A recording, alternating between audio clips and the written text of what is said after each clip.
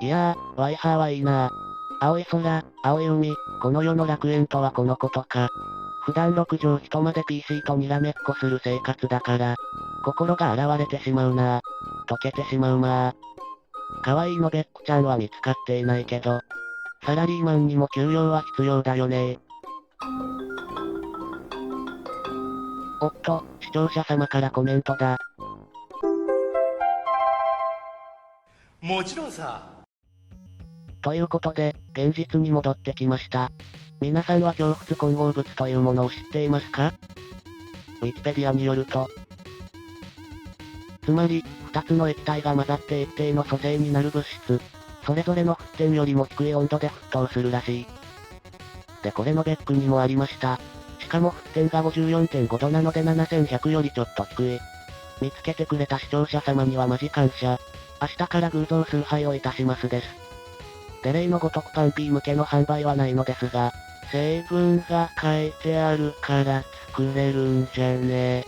ノベック7100は予備も含めて 1.5 クグ、イソプロピルアルコールは 3D プリンタ用に備蓄あり、あとは混ぜるだけの簡単なお仕事。これはもう、価値格。で、とりあえずノベックちゃんに注入していた。ノベック7100を計量、148.5g なので、意外と少ないものでした。つまり、ノベック7100が1缶あれば、ノベックちゃん PC を6台も生産できます。これは多い日も安心。このノベックと IPA の凝物混合物。引火性がないので、マジで多い日も安心です。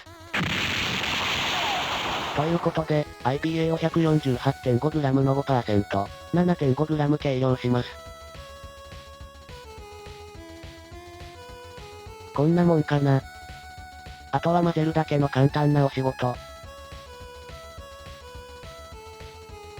できました。のすけ特製ノベック IPA。あとはノベックちゃんに注入するだけ。いやー、今回のお仕事はとっても簡単。早くもワイハーに戻れそうで何より。ということで、サクッと性能を確認しちゃいましょう。